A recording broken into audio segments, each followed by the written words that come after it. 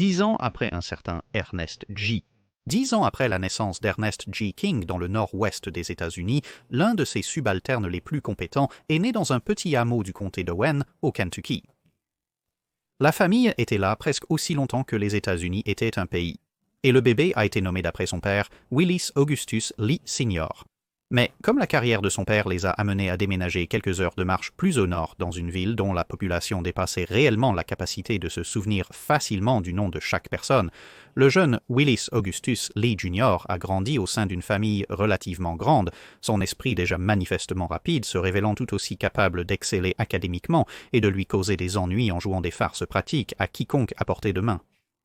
Au cours de ces années formatrices, un autre des talents de Lee a commencé à se manifester, le jeune Lee étant souvent vu se diriger vers les bois avec, comme l'a décrit un observateur, une quantité illimitée de munitions et un enthousiasme sans limite pour les tirer, ce qui, lorsqu'il n'utilisait pas ses talents de tireur pour des farces quelque peu plus destructrices, le conduisait également à être parfois retenu comme dératiseur, éradiquant méthodiquement les édifices publics des moineaux, rats et autres petits nuisibles. Sa passion pour les explosifs lui a laissé un besoin permanent de lunettes épaisses après qu'une bombe artisanale ait explosé à son visage, endommageant sa vision. Cependant, ses intérêts dépassaient la distillation du whisky et la pratique du droit, et à la suite de la guerre hispano-américaine, Lee a postulé à l'Académie navale d'Annapolis, arrivant au printemps 1904, aux côtés d'un autre garçon qui verrait plus tard un service notable, Mark Mitchell, bien que la carrière de ce dernier serait quelque peu retardée par de mauvais résultats, ce qui l'a contraint à démissionner, puis a finalement repostulé quelques années plus tard. Thomas Kincaid était un autre camarade de classe, bien qu'un peu plus dévoué, qui allait diplômer aux côtés de Lee. C'est pendant cette période à l'Académie que Lee a acquis son surnom le plus célèbre. Avec un visage légèrement rond et une nuance de jaune à son teint qui faisait penser aux Chinois, il est rapidement devenu connu sous le nom de Ching Lee, qui est progressivement devenu Ching Lee, apparemment parce que c'est plus facile à prononcer. Pendant son passage à l'Académie, ses croisières d'entraînement oscillaient entre de vieux voiliers d'avant la guerre de Sécession, équipés de moteurs à vapeur auxiliaire s'ils étaient chanceux, jusqu'à des navires comme le United States Ship Nevada, un moniteur qui avait été construit moins d'une décennie plus tôt et était donc équipé de machines et de canons un peu plus modernes. Cela dit, la méthode d'étude préférée de Lee semblait être de lire rapidement les livres une fois, de les mémoriser puis de passer soit au dessin, soit au tir, ses deux principaux centres d'intérêt. Sans surprise, ce dernier lui a valu une médaille d'or pour excellent en tir cible ainsi qu'une place dans l'équipe de tir de l'Académie, bien que ses habitudes d'études générales signifient également qu'il a obtenu son diplôme presque exactement au milieu de sa promotion. Cependant, on suspecte qu'il était plus fier de ses succès de tir, car il a remporté les championnats nationaux de tir à la carabine et au pistolet, battant 683 autres concurrents. Il a remarqué plus tard qu'il avait seulement voulu participer à la compétition de carabine, mais qu'il a terminé si vite qu'il a décidé de participer aussi à celle de pistolet parce qu'il s'ennuyait, ayant la journée de libre. Il utilisait des lunettes de sport spécialisées pour ces compétitions où un verre n'était qu'un demi-verre pour s'assurer qu'un boulon qui revient ne brise pas le verre directement sur son visage. Mais sa vue était la plus grande menace pour sa carrière et ses camarades de classe ont cependant conspiré pour l'aider en utilisant leurs différentes places dans la file d'attente pour le test grâce à leurs noms de famille différents pour lui faire savoir quelles lettres le tableau avait ce jour-là, permettant à Lee de réussir l'examen qu'il n'aurait autrement pas pu espérer compléter, simplement en mémorisant les lettres. Ces autres réalisations ont ensuite été suffisantes pour conduire à une recommandation qu'il soit autorisé à obtenir son diplôme, malgré sa vue, une recommandation qui a été approuvée, et ainsi en juin 1908, Lee a obtenu son diplôme et a été affecté à un vieux navire à voile et à l'équipe de fusils de l'armée sur la mer avant de recevoir sa première véritable affectation en mer, le tout nouveau cuirassé pré-Dreadnought United States Ship Idaho, qu'il a rejoint cet automne. Bien qu'elle était petite, même pour un pré-Dreadnought, et qu'elle venait tout juste d'être terminée, même si c'était 2 ans après que Dreadnought elle-même avait rejoint la Royal Navy. Elle finirait par être vendue, avec sa sœur United States Ship Mississippi, à la Grèce 6 ans plus tard, mais entre-temps, elle serait le domicile de Lee pendant 2 ans, lui permettant de faire partie du comité d'accueil pour le retour de la Grande Flotte Blanche en 1909. Après un bref séjour à bord d'un navire de ligne centenaire qui était alors utilisé comme navire d'hébergement, Lee s'est ensuite retrouvé en route pour la Chine à bord du petit croiseur United States Ship New Orleans qui avait été affecté à la flotte asiatique. Pendant son séjour là-bas, comme le veut la tradition pour les officiers navals compétents, Lee a coécrit un article qui a été publié dans le Proceedings Journal de l'Institut naval des États-Unis au début de l'année 1910.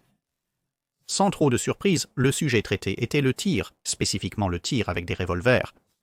L'un des meilleurs conseils de Lee était d'acquérir de la précision avant d'essayer d'obtenir de la vitesse. Il semble que l'amiral David Beatty de l'époque n'était pas abonné aux procédures de l'United States Naval Institute, ce qui est une autre chose que je peux lui reprocher. Promu de aspirant à enseigne à la fin de 1910, Lee a ensuite été transféré à la petite canonnière United States Ship Helena, où il se divertissait entre aider à compiler divers rapports sur les querelles internes chinoises, en défiant divers autres détachements navals de marines étrangères à des compétitions de tir qu'il gagnerait bien sûr. Cette heureuse situation a duré jusqu'en 1913, lorsqu'il a été rappelé chez lui via courrier pour assumer ses fonctions à bord du cuirassé United States Ship New Hampshire, avec des appels réguliers à terre pour prendre sa place habituelle dans l'équipe de tir de la marine. À bord de son nouveau navire, Lee a été placé au commandement de l'une des divisions d'équipage du navire, le navire patrouillant au large de la côte du Mexique. La flotte a ensuite navigué vers Cuba en hiver avant de revenir au printemps 1914 lorsque l'incident de Veracruz s'est produit. Lee a été affecté à une partie de débarquement, mais les hommes du New Hampshire se sont retrouvés exposés dans les rues sous le feu ennemi. Les tireurs d'élite posaient un problème majeur. Lee comprit que pour les neutraliser, il devait les forcer à se dévoiler. Avec un fusil emprunté, il étonna ses camarades en s'asseyant sur un trottoir, guettant le reflet du soleil sur le canon braqué sur lui. Puis, rapide comme l'éclair, il levait et visait son fusil sur certains cibles, autrement invisibles parlaient une fois et ensuite retournaient au repos, mais la chasse à plusieurs tireurs d'élite n'était pas sa seule activité. Pendant les combats, il était aussi responsable de commander un détachement d'hommes et a été félicité par son capitaine pour avoir sauvé un camarade blessé coincé en plein air sous une attaque. De tirs de fusil et de mitrailleuses à son retour aux États-Unis en juillet. Lee a été rétrogradé au grade de lieutenant junior. La commission rétroactive, qui lui est finalement parvenue fin septembre, était valable dès le début juin de l'année précédente. Cela impliquait aussi la possibilité de toucher 15 mois de salaire en retard en plus. Il resterait à bord du New Hampshire jusqu'à la fin de 1950 quand il a reçu sa première affectation à terre, l'inspecteur naval des munitions à la Union Tool Company dans l'Illinois, un rôle qui s'est rapidement étendu pour couvrir les usines appartenant à différentes entreprises fournissant la marine dans 6 différents États du Midwest. Mais au début de 1916, sa vue est à nouveau apparue comme un problème, une lettre arrivant qui déclarait « On vous informe que le conseil d'examen naval devant lequel vous êtes récemment apparu vous a trouvé mentalement, moralement et professionnellement qualifié pour la promotion et vous a donc recommandé. Le conseil des examinateurs médicaux ne vous a pas trouvé physiquement qualifié pour la promotion en raison de la myopie et a recommandé que vous soyez à nouveau examiné physiquement dans 6 mois afin de déterminer si l'étendue actuelle de votre incapacité existe toujours à ce moment-là. » Ce n'est qu'au début de 1918, après une nouvelle évaluation et 2 lettres de recommandation de 2 anciens capitaines distincts, qu'il a finalement été promu lieutenant à part entière, bien que là encore avec effet rétroactif à août 1916, ce qui a conduit à une autre belle tranche de salaire rétroactif. Mais avant même qu'il ait eu la chance de faire les ajustements nécessaires à son uniforme, Lee recevrait une autre lettre, une promotion temporaire au grade de lieutenant-commandant avec effet rétroactif au début de l'année. La marine américaine était maintenant en guerre et, soudainement, vos compétences importaient beaucoup plus que les aspects techniques médicaux. Le travail de Lee était devenu de plus en plus complexe, car non seulement les propres commandes de la marine américaine pour les munitions commençaient à augmenter, mais beaucoup des usines qu'il supervisait produisaient maintenant aussi des armes pour la Grande-Bretagne et la France, et en plus, Lee avait rencontré l'amour de sa vie lors d'une fête dans l'Illinois. Mais il pensait que ses talents seraient mieux utilisés en mer et a demandé une affectation en Europe. Sa demande a été accordée, mais il est arrivé pour servir à bord de l'United States Ship O'Brien 9 jours après l'entrée en vigueur de l'armistice de novembre. Alors que la marine américaine se préparait à ramener la plupart de ses forces aux États-Unis, cela a laissé Lee passer d'une affectation côtière à une autre dans divers quartiers généraux temporaires, puis à nouveau en service en mer sur l'United States Ship Lee, qui s'appelait LEA au lieu de son propre LEE, et après de nombreuses tâches variées, il serait de retour chez lui en été. En 1919, il se marie et est à nouveau affecté à l'équipe de tir de la marine américaine, tout en occupant un poste d'officier exécutif du sous-marinier United States Ship Bushnell, bien que l'on suspecte que c'était pour lui permettre de sortir facilement de ce rôle, car il avait été désigné pour une place dans l'équipe de tir américaine pour les Jeux olympiques de 1920.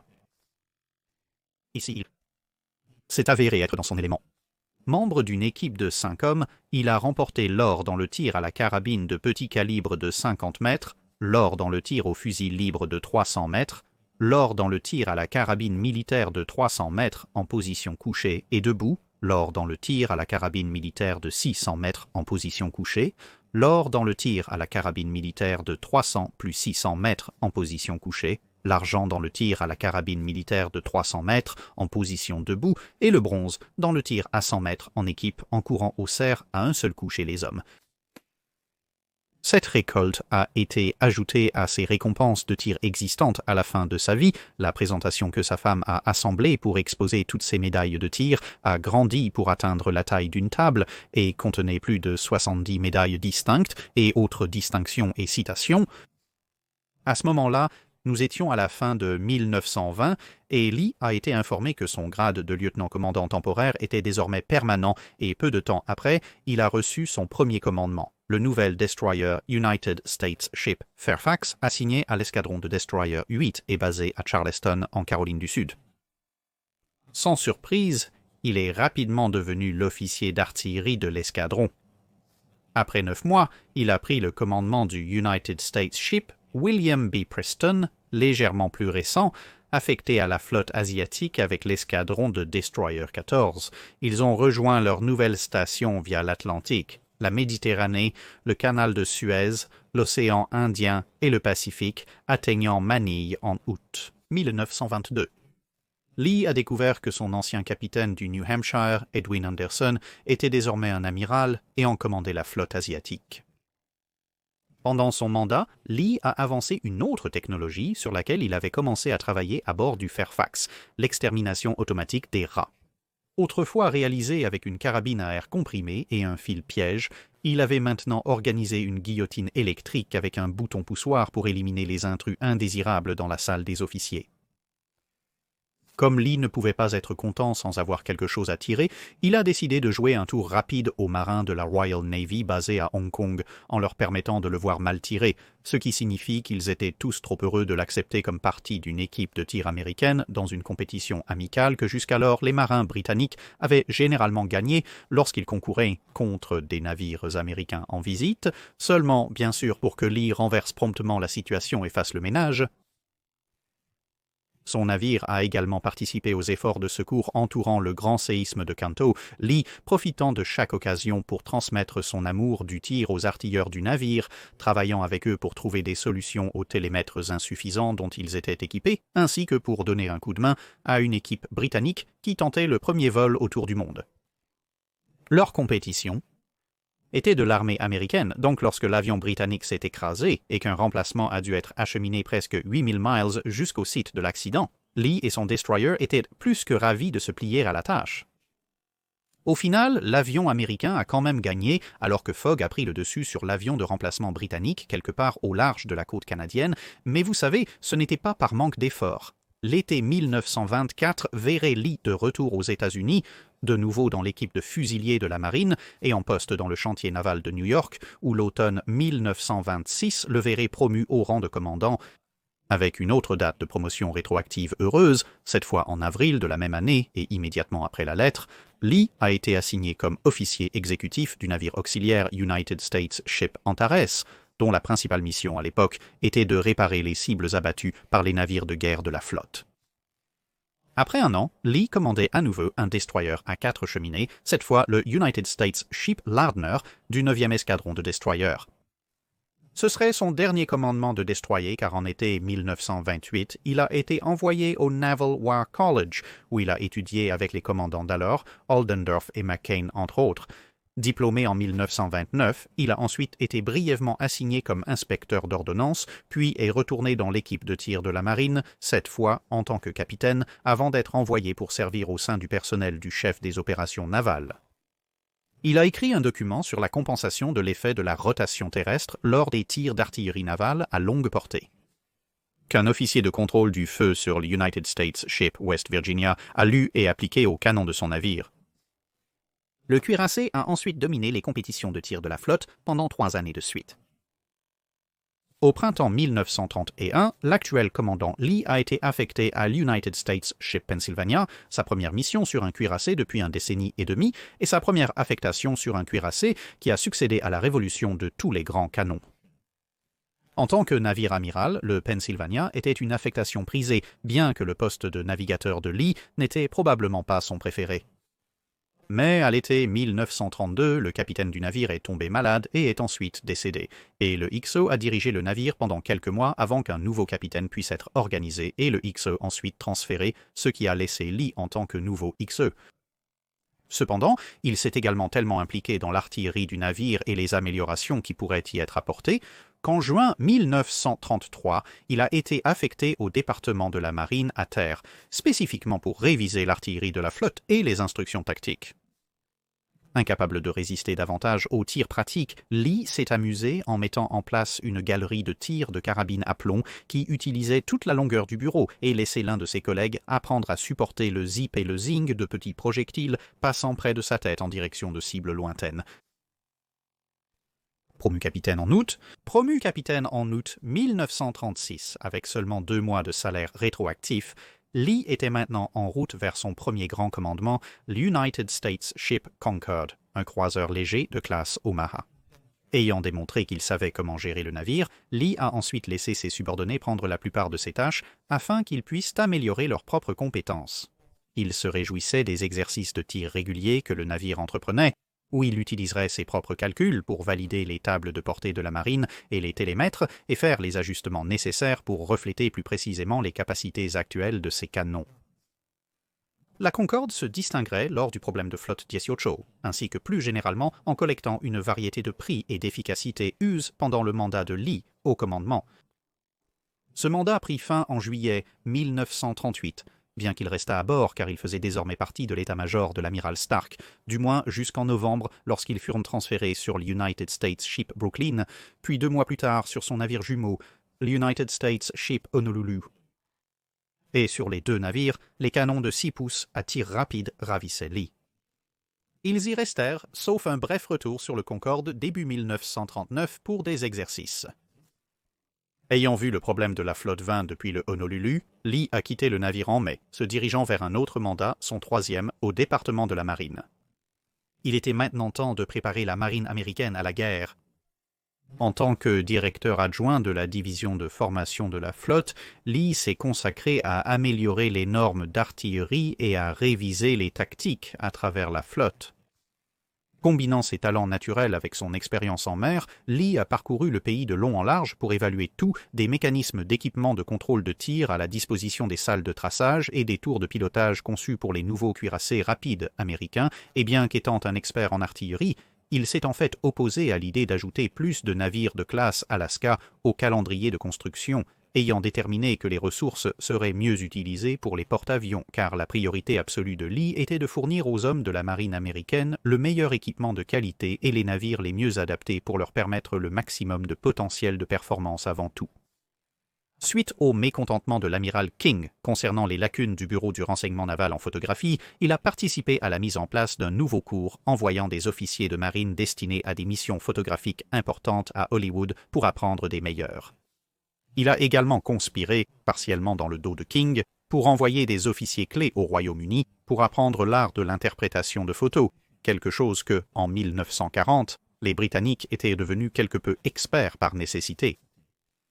Ces leçons résultantes ont ensuite été intégrées dans une école d'interprétation de photos aux États-Unis, donnant aux services armés des États-Unis un avantage immédiat quand, 1 an et demi plus tard, déterminer ce qu'une photo d'une petite île du Pacifique montrait réellement pourrait être une question de vie ou de mort.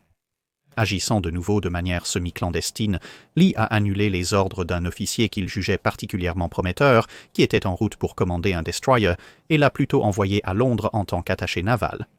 Mais lui disant en privé de s'exiler effectivement à Scapa Flow et à la British Home Fleet.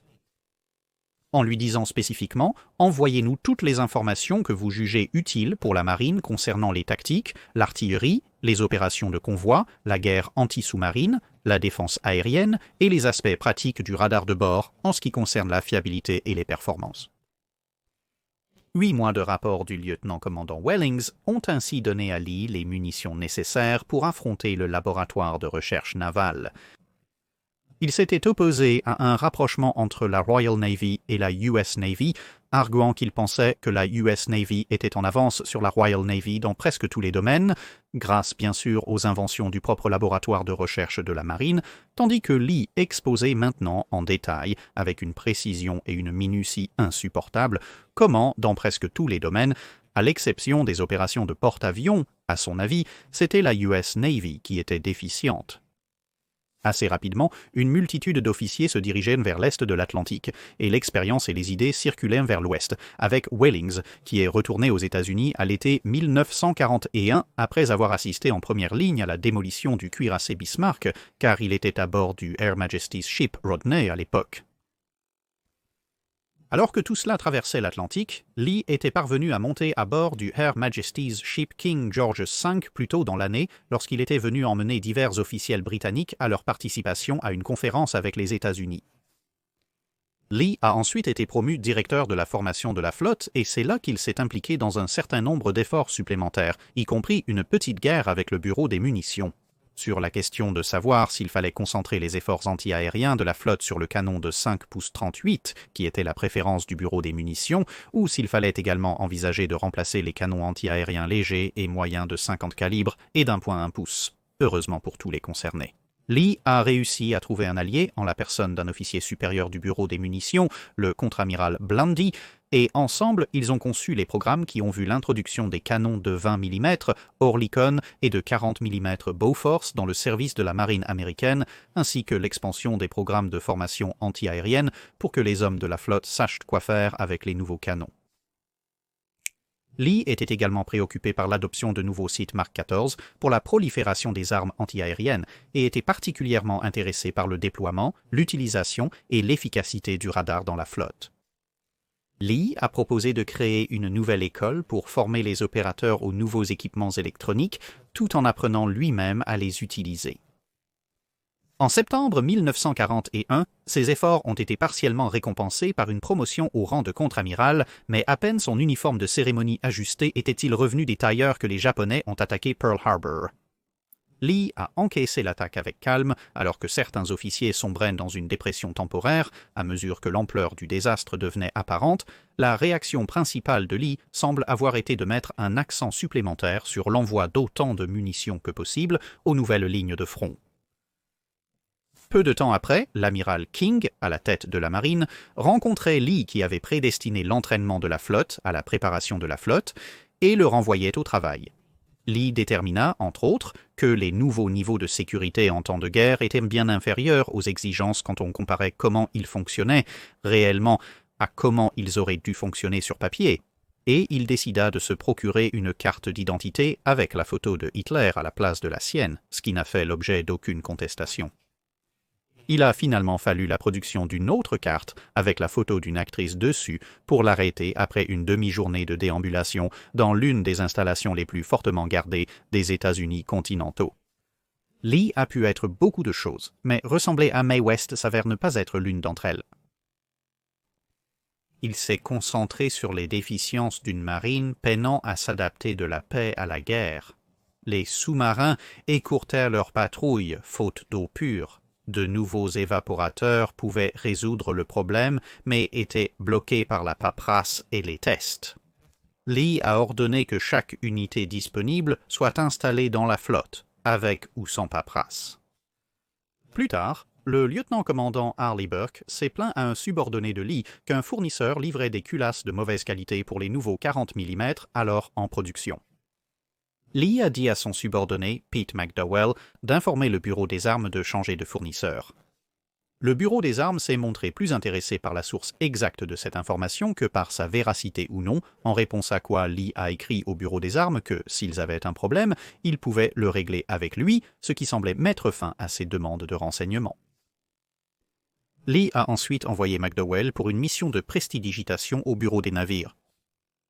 Ayant calculé le nombre maximum de montures anti-aériennes de 20 mm, 40 mm et 5 pouces qui pouvaient physiquement tenir sur un navire, il est venu avec une lettre leur demandant de donner leur accord pour l'acquisition des canons nécessaires. Le bureau des navires a résisté, préoccupé par les effets de tant d'armes anti-aériennes sur la navigabilité. McDowell a souligné de façon pertinente que la lettre n'autorisait que l'acquisition des armes. Le bureau des navires a finalement signé le document. McDowell est retourné au bureau de Lee, a effacé le point final et a ajouté « ET installation sur approvisionnement » qui était la dernière phrase de la lettre et a envoyé la lettre plus haut dans la hiérarchie. Et assez vite, chaque fois qu'un navire de la marine américaine revenait au port, il trouvait un éventail déroutant de canons anti-aériens qui n'attendaient que d'être installés. Lee a appliqué sa marque particulière de logique pratique à toutes sortes de choses. Lorsque le fusible VT, un fusible de proximité guidé par radar, a été retardé par l'exigence d'une fiabilité à 100%, il a outrepassé cette demande et les a mis en production rapide et en service de première ligne. Quand le bureau des ordnances et le bureau des navires ont hésité à équiper tous les navires de la marine en radar, prétextant des pénuries de production, Lee leur a suggéré de compléter les stocks en achetant du matériel britannique s'ils ne pouvaient pas en produire suffisamment aux États-Unis. De nouveaux radars sont apparus comme par magie. Le 10 août 1942, ayant davantage écrasé les doigts de pied de Ward avec un rouleau compresseur que simplement marcher dessus, alors que son département accélérait des dizaines d'innovations pour l'opération Torch presque avant qu'elle ne quitte le bureau de Ward, Lee a été récompensé pour son assiduité par l'amiral King. Il a reçu un nouveau poste, commandant de la première division de cuirassés rapides de l'histoire de l'US Navy, avec son drapeau qui sera hissé sur l'United States Ship South Dakota nouvellement commissionné. Il a commencé à rassembler un personnel alors que le navire se dirigeait vers le Pacifique. Malheureusement, peu de temps après leur arrivée là-bas, le navire a heurté un récif non cartographié qui l'a renvoyé à Pearl Harbor pour réparer une entaille de 46 mètres dans la coque. Lee est resté dans le Pacifique à bord du transport avec son personnel d'un homme jusqu'à quelques jours plus tard, quand le 14 septembre, l'United States Ship Washington est arrivé, qui allait maintenant devenir le navire amiral de Lee. L'autre partie de la petite division étant composée du navire jumeau de Washington, l'United States Ship North Carolina, au moins pour les 24 heures suivantes, jusqu'à ce que le sous-marin I-19 fasse exploser un trou dans l'étrave de North Carolina tout en coulant le porte-avions United States Ship Wasp. Et comme ça, ce qui aurait dû être une division de 3 cuirassés n'était plus que l'United States Ship Washington avec Lee et son unique membre du personnel à bord. Cependant, il a saisi l'opportunité pour agrandir son équipe et a convoqué des membres de l'équipage de Washington pour un interrogatoire approfondi. D'abord, un lieutenant chargé de la maintenance électronique du navire pouvant lui parler en détail du radar installé sur ce bâtiment spécifique. L'officier de contrôle des incendies du navire et d'autres officiers de sa formation, comme celui d'artillerie de l'United States Ship Atlanta, ont suivi. Le lieutenant-commandant Hooper, l'officier de contrôle des incendies du Washington, était un visiteur très fréquent. Techniquement, le commandant Walsh, l'officier d'artillerie du navire, aurait dû être là, mais Hooper avait une compréhension bien plus approfondie de la technologie sous-jacente que Walsh, et même Hooper avait du mal à suivre Lee, qui était convaincu, entre autres, que les tables du bureau des ordonnances pour la poudre du navire étaient incorrectes. Selon lui, la poudre qui alimentait les obus était en réalité bien plus puissante que spécifiée, et s'ils utilisaient les tables traditionnelles, cela ferait tirer le navire trop loin. Il a conçu un test, prouvé son point, et demandé à Hooper et Walsh d'ajuster leurs tables en conséquence. Sa recherche de nouveaux membres du personnel a abouti au commandant Zurn, devenu son secrétaire de pavillon. C'était parfait car Lee ne s'occupait que des documents qui l'intéressaient vraiment, tandis que Zurn semblait exister principalement pour le plaisir discutable de remplir les formulaires de la marine en triple exemplaire. Zurn a ensuite à son tour trouvé quelques officiers de communication et le personnel de Lee est passé à un impressionnant 4, bien qu'il ait augmenté au fil de la guerre. Lee se familiarisait avec les radars de recherche aérienne CX-AM et de surface SG, ainsi que les radars de contrôle de tir. Il a également trouvé quelque chose de nouveau à tirer. Des boules de verre, autrefois utilisées pour soutenir les filets de pêche, étaient dispersées dans l'océan. Chaque fois que le navire passait près d'un regroupement de ces boules, on trouvait généralement Lee en train de leur tirer dessus avec son pistolet, après avoir invité les intéressés à le rejoindre via le système de sonorisation. Lee appréciait le fait que, comme Washington avait été conçu avant l'apparition du radar, sa salle de radar avait été insérée dans l'espace qui était censé être sa propre cabine en mer, juste après le pont des drapeaux.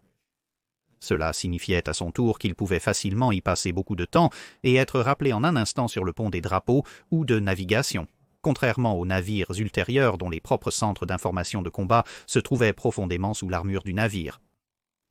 Cela lui a permis d'analyser non seulement le fonctionnement du radar, mais aussi celui des choses qu'il surveillait. En conséquence, un certain nombre d'excursions ont vu la formation américaine échapper complètement à l'attention des avions de reconnaissance japonais, simplement parce que Lee avait compris quels étaient leurs schémas de recherche et était capable de diriger ces formations vers un vide où il savait que l'avion de reconnaissance allait aller ensuite. Alors que la campagne de Guadalcanal s'intensifiait et que l'amiral Halsey prenait la relève de l'amiral Gormley, Washington était progressivement déployé de plus en plus près de la zone opérationnelle, accompagné de son escorte, qui était alors constituée du croiseur Atlanta et de 2 destroyers. En plus de donner des instructions et de discuter avec les officiers d'artillerie et de contrôle des incendies de chaque navire de sa force, Lee a maintenu un entraînement constant à l'artillerie, utilisant Atlanta, stationné à 35 000 yards et la technique de tir décalé. Lee faisait rapporter à Atlanta la chute des tirs. Puis il s'en allait, faisait quelques ajustements et réessayait. Bientôt, malgré la grande distance impliquée, l'équipage d'Atlanta a été témoin du spectacle déconcertant de salvos regroupés serrés qui s'écrasaient directement dans le sillage de leur navire à chaque entraînement. Si ce n'était pour le décalage, chacun de ces salvos aurait complètement désintégré le croiseur léger en une seule frappe titanesque. Lee a recruté un 5e membre de son personnel et le 25 octobre, il opérait au large de l'île de Savo, où les opérateurs radars ont appris à distinguer les retours des navires des retours causés par les îles, montagnes et rochers à proximité, ce qui s'est avéré quelque peu utile un peu plus tard. 50 United States Ship South Dakota, de retour des réparations, a rejoint la formation avec des croiseurs et destroyers supplémentaires, mais ces petits navires furent rapidement réaffectés à d'autres formations. Alors que les pertes s'accumulaient, la première nuit de la bataille navale de Guadalcanal a été livrée, et bien qu'elle ait tenu la marine japonaise à l'écart du Henderson Field, elle a également dévasté la formation américaine qui avait mené l'action. La nuit suivante, malgré les réserves quant à l'utilisation des cuirassés dans les eaux proches de Guadalcanal, l'amiral Lee et ses 2 navires ont été appelés à l'action, ainsi que les 4 destroyers qui se trouvaient avoir le plus de carburant dans leur réservoir et qui étaient disponibles dans la région.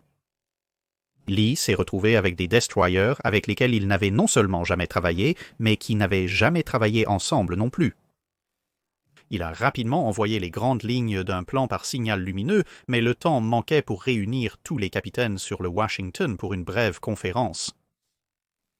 Un autre problème était le radar de recherche de surface de Washington. Lors de son installation, l'officier radar avait tenté de persuader le bureau de l'ordonnance de le placer à un autre endroit du navire. Ils avaient refusé, s'en tenant à leur plan initial. Maintenant, le navire avait un arc de 60 degrés à l'arrière où il était aveugle au radar. Malgré ces limitations, Lee a mené sa formation dans la 2e nuit de la bataille navale de Guadalcanal. Les détails et l'histoire de cette bataille particulière sont disponibles via le lien vidéo qui apparaît à l'écran en ce moment, donc si vous le souhaitez, vous pouvez aller y jeter un œil, puis revenir à cette vidéo après. La persévérance de Lee dans la formation de l'équipage de Washington en une excellente artillerie a porté ses fruits. Bien que les premières salves aient fait tomber ses lunettes, qui ont été rapidement retrouvées, et qu'après quelques escarmouches avec les forces d'escorte japonaises, Lee ait perdu ses destroyers, en échange de quoi la Washington a endommagé mortellement le destroyer japonais Ayanami avec ses batteries secondaires, l'action principale a commencé. Le South Dakota a été affligé de problèmes électriques et, peu après, de problèmes d'explosion en trébuchant aveuglément dans la ligne de mire des canons japonais. Mais Lee, à bord de la Washington, avait suivi la Kirishima pendant un certain temps. Grâce à l'angle mort à l'arrière, il n'était pas 100% sûr si l'écho du radar était le croiseur de bataille japonais ou simplement le South Dakota perdu, mais lorsque les Japonais ont ouvert le feu et éliminé tout doute, la Washington était prête à déchaîner une vengeance instantanée. En moins de 7 minutes, plus de 20 obus lourds de 16 pouces ont écrasé le malheureux croiseur de bataille, et c'était fini pour elle. Bien qu'à sa manière typiquement modeste, Lee ait considérablement sous-estimé le nombre de coups qu'il avait marqués dans ses premiers rapports, car il n'avait compté que ceux qu'il pouvait voir et identifier visuellement comme des frappes réussies de 16 pouces. En fait, la majorité de ces tirs avaient soit pénétré sous l'eau dans la coque, soit ils avaient simplement percé si profondément dans le Kirishima que leurs explosions n'étaient pas immédiatement visibles de l'extérieur. Cela a permis au South Dakota de gagner du temps et de l'espace pour se retirer, mais cela a aussi laissé Lee et Washington comme la seule unité opérationnelle restante de la marine américaine sur le terrain, coincée dans une belle action rapprochée, avec beaucoup de croiseurs et destructeurs japonais en colère qui étaient tous armés de longues lances. Malgré les obus sifflants de tous côtés, l'entraînement de Lee a porté ses fruits. L'équipage du canon secondaire de 5 pouces a visé les projecteurs japonais et a lancé des obus éclairants sur l'ennemi. Cela n'a pas affecté l'artillerie de bord, guidée par radar du navire, mais les artilleurs ont réalisé que le fait d'avoir des fusées éclairantes au phosphore blanc brûlant qui descendaient entre les deux formations perturberait probablement un peu les solutions de contrôle de feu optique à bord des navires japonais. Washington a dansé toute la nuit, esquivant toutes les torpilles entrantes et pratiquement tous les obus, à l'exception de l'un d'eux qui a fait un joli trou net dans l'antenne du radar de recherche aérienne, observant le retrait de la marine japonaise avant de se diriger vers le sud en direction de la sécurité et d'un rendez-vous avec le South Dakota légèrement échaudé qui repartait bientôt pour des réparations pour la deuxième fois lors de sa première année de service.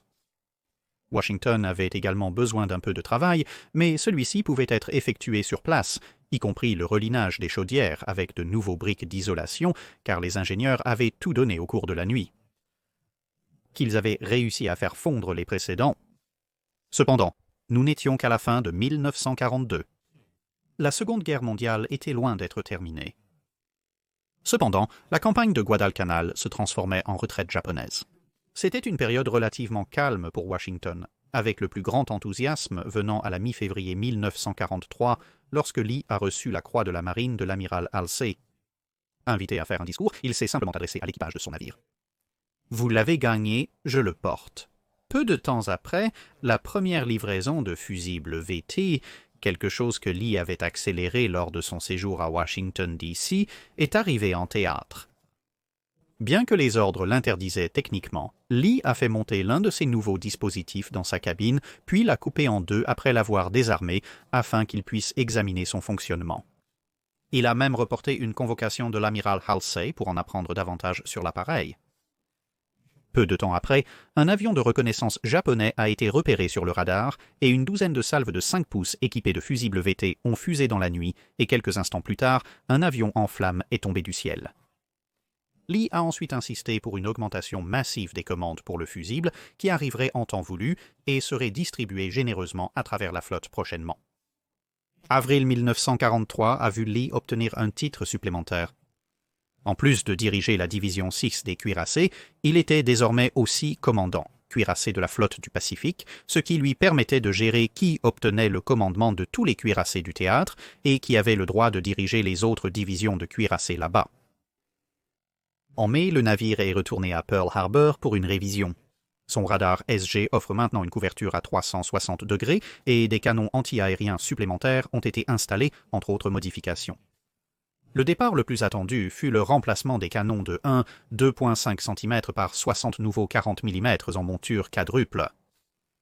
Le nouveau radar de contrôle de tir pouvait repérer la chute du tir et transmettre cela directement à la salle de contrôle, contrairement au radar précédent moins haute résolution qui nécessitait une transmission par téléphone. Un présage de ce qui allait arriver était l'envoi supplémentaire d'obus à haute explosion à fusée avant adaptés au bombardement côtier. Avec une grande partie des combats immédiats consistant en le reste de la campagne des Salomon, qui s'est déroulée dans des eaux beaucoup trop confinées pour les opérations de cuirassés, Lee a navigué sur un certain nombre d'autres navires, y compris le United States Ship Hercules, le United States Ship Massachusetts et le United States Ship Indiana, pour observer diverses opérations, bien qu'il finisse toujours inévitablement à bord du Washington, car c'était son navire amiral préféré. Cependant, alors que les opérations dans les îles Gilbert commençaient, les cuirassés étaient de nouveau en activité, principalement en tant qu'escorte anti-aérienne, mais lorsque l'île de Nauru a été programmée pour être contournée au lieu d'être envahie, on a remarqué que certaines des industries là-bas pourraient bénéficier d'une réduction de leur capacité, et donc Lee a convoqué tous les cuirassés rapides opérationnels dans le Pacifique. Dirigée depuis Washington, la colonne comprenait la Caroline du Nord, le Dakota du Sud, l'Indiana, le Massachusetts et l'Alabama. Il suffit de dire que les opérations à terre ont connu une certaine baisse. L'arrivée de Mark Mitchell, ancien camarade de classe de Lee, pour diriger une force porte-avions rapide que les cuirassés escortaient était un événement bienvenu pour Lee, car cela signifiait que les deux amiraux travaillaient exceptionnellement bien ensemble, ce qui n'aurait peut-être pas été le cas avec d'autres amiraux depuis que Lee était supérieur à Mitchell, mais que Mitchell était globalement en charge, en raison de la force opérationnelle centrée sur les porte-avions, ce qui entraîne généralement quelques luttes entre amiraux. L'arrivée de l'Iowa et du New Jersey début 1944 a grandement renforcé la puissance de feu du commandement de Lee. Les navires assignés à sa division fluctuaient au cours du conflit. Bien qu'ils aient participé à des opérations de bombardement côtier, ce rôle était principalement rempli par les cuirassés plus anciens. Les unités plus rapides protégeaient les porte-avions contre les attaques aériennes ou formaient une ligne de combat au cas où les navires capitaux japonais sortiraient. Mais en février 1944, Lee a dû changer de navire amiral lorsque l'United States Ship Indiana a commencé à manœuvrer sans prévenir pleinement l'équipage du Washington. Dans l'obscurité, la collision qui en a résulté a écrasé l'étrave de Washington et arraché une grande partie de l'armure de l'Indiana. Les deux navires nécessitant des réparations majeures, Lee a été muté en Caroline du Nord. Retournant sur le théâtre à temps pour le raid sur Truk et l'attaque sur les îles Marshall, période pendant laquelle il embarqua sur l'Iowa pour assister aux plus récents cuirassés de la marine américaine se déchaîner dans leurs fonctions de bombardement côtier. À la fin du mois de mars, Lee a obtenu une promotion au grade de vice-amiral, la première de presque toute sa carrière qui n'était pas réellement antidatée, et le mois suivant, alors que tout était redésigné, Lee a pris le commandement du groupe de tâches 58.1 composé de 6 cuirassés rapides, 13 croiseurs et 22 destroyers, qui représentait plus de puissance de combat de surface que toute la marine américaine déployée dans l'ensemble du théâtre d'opérations du Pacifique durant les sombres jours de fin 1942. Il a mené cette force pour bombarder les îles Caroline, commandant toujours depuis le North Carolina, tout en prenant le temps de visiter diverses îles après leur invasion pour ramasser des coquillages, plusieurs caisses de ceux-ci étant envoyées à son épouse. En mai, Lee a passé une courte période sur le New Jersey jusqu'à ce que le Washington revienne à la fin du mois avec une nouvelle proue étincelante, et il a rapidement réintégré son navire. Les invasions, les bombardements côtiers et les missions d'escorte ont continué, et Lee a eu l'occasion d'engager la flotte de surface japonaise dans la perspective de la bataille de la mer des Philippines, une idée étant avancée de faire entrer les cuirassés rapides américains de nuit pour attaquer la flotte japonaise. Malgré son succès à Guadalcanal, Lee a décliné l'opportunité, car il ne pensait pas que la plupart de ses navires avaient suffisamment d'entraînement pour le combat nocturne et ne voulait pas risquer inutilement des milliers de vies dans un environnement où une salve chanceuse d'un destroyer japonais pourrait anéantir un cuirassé rapide. En fin de compte, l'engagement est devenu le grand carnage des Mariannes et les cuirassés avaient plein de cibles aériennes sur lesquelles tirer à la place. Plus tard cette année-là, la bataille du golfe de Leyte a eu lieu. Lee était assez certain que les forces de Kurita se montreraient dans le détroit de San Bernardino et il a fait de nombreux signaux en ce sens, mais une combinaison d'un état-major se sentant trop important à bord de l'United States Ship New Jersey, qui a gardé la plupart de ses signaux loin de Halsey, plus la détermination unilatérale de Halsey face aux signaux qu'il a bien reçus, signifiait que sauf s'il était prêt à agir en insubordination totale à son officier commandant, Lee devait suivre pour le trajet vers le nord et subir les messages de plus en plus frénétiques venant de l'amiral Kinkaid et des forces Taffy, alors que les forces de Kurita ont chargé le lendemain matin. La première est la force opérationnelle 34 qui garde le détroit de San Bernardino. Puis, besoin urgent de cuirassés rapides tard, Golfe immédiatement, puis nos CVE sont attaqués par 4 BBS 8 croiseurs plus d'autres. demande une couverture de Lee en retard à pleine vitesse, demande au porte-avions rapide de faire une frappe immédiate, et puis le dernier appel de Kincaid était un désespoir. Il l'a envoyé en langue courante, plutôt que de prendre le temps de le coder. Où est Lee? Envoyez Lee. Cette dernière a incité l'amiral Nimitz à prendre la mesure inhabituelle de contacter ses commandants sur le terrain avec un message célèbre qui, grâce à une erreur de décodage, disait « Où est, je répète, où est la force d'action 34 ?» Le monde se demande.